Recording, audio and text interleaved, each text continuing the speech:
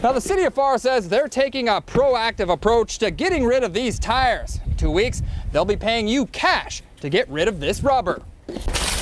Now, for the past month, Ray and his wife have been forced to shower here at the park's public bathroom.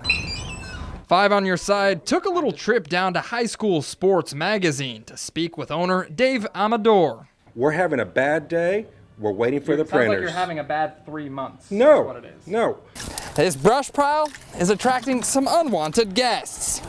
Bulldozers have actually been removing all of the fuel around the 350-acre hotspot. Little did they know they had some unwanted guests living underneath their sheets.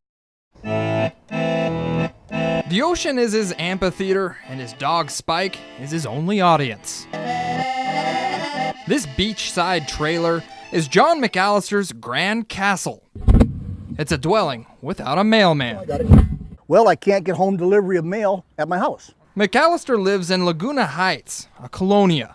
Decades ago, the community agreed to have mail delivered in this drop box. In his younger days, making a trip to the mailbox wasn't a problem for McAllister. Time has taken its toll on this squeeze box player. I'm 73 years old, I'm legally blind, and the whole body just going with a pot, and it's really hard to walk 2 blocks to the mailbox. Now, McAllister put this mailbox in front of his house in hopes the carriers would bring the mail here.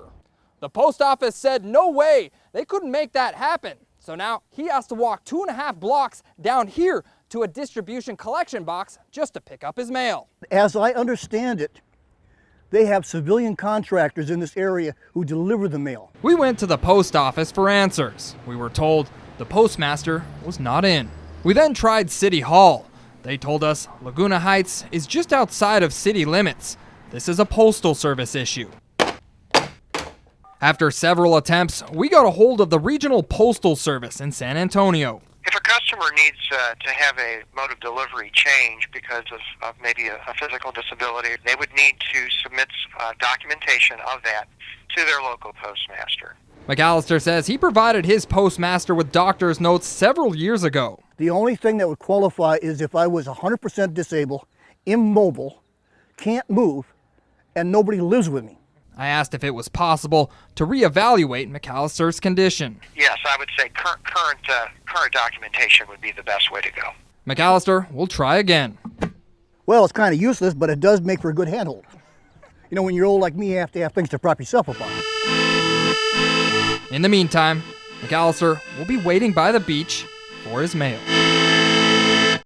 Now, when the Navarros found out that they couldn't get plumbing on the property, they realized their down payment went down the drain. Now, whether truck drivers know illegals are hiding up in the airfoils or not, they face big fines when they reach the checkpoint. Show you something over here. Now, there's a group of people just over here playing cards and drinking. So far, they've been pretty peaceful, but neighbors over here say that this group can go late into the night.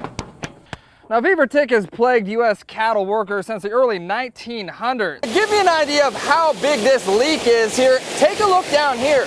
You can see a fish actually coming out of the hole. Just over 40 bodies were pulled from this small burial plot here. If you take a look around the dirt piles and holes here, they seem pretty sporadic. That's because when these people were put into the ground, there was no order to which they were buried. This is just some of the challenges that these volunteers face when trying to identify these illegal immigrants. Once you picked up so many, you get used to it. One by one, nameless bodies are pulled from the earth. They buried about 5 or 6. The Voyager Durham has seen many of these remains long before they were buried. Probably around 24. Some of them are just bones. Some of them are just hair. Some of them is just a head skeleton. Durham manages a ranch about 10 miles from this graveyard. He says the bodies belong to illegal immigrants. Some died on his property while traveling north. Now, buried here in a mass grave. In some circumstances, we're finding that once we go down below the surface, that we're finding more than one individual in the same grave. Anthropologist Krista Lathram and these volunteers from the University of Minneapolis and Baylor University want to identify the remains and then send them home. Once these go back to the laboratory, that's when they'll be opened, when there'll be an inventory of clothing, of jewelry, of shoes. The volunteers started their quest last year. Channel 5 News was there when they first broke ground. Since then, just one body has been identified. We're not finding much in terms of paperwork, so we don't know a lot about when these individuals were recovered, what happened to them. It takes months to identify a body. DNA and personal items are sometimes the only clues they have. Latham's team must wait until families south of our border review the team's findings. That individual was exhumed from this general area over here. A family in Honduras claimed the body of a woman exhumed here. Further details cannot be released until the remains are back in Honduras. Amnesty is here, and the border's wide open. An influx of unaccompanied, undocumented children are crossing our borders right now. Durham fears many will end up here in these now empty graves. Latham's quest may never end. Tickets just like this are distributed to about 20 or so state, county, or city departments here. I took a little trip down to Jerry's Auto to see what was taking so long. The manager is a hard guy to get a hold of. After 5, 10, 15 minutes of waiting. What happened to the car? I really don't know. Now, if you're wondering how the candy cane gets its signature hook, this is the machine that does it. If they're stuck in this stuff, essentially, they drowned. If you sell a stressed cow right after it was treated for ticks, it generally loses about 8% of its body weight.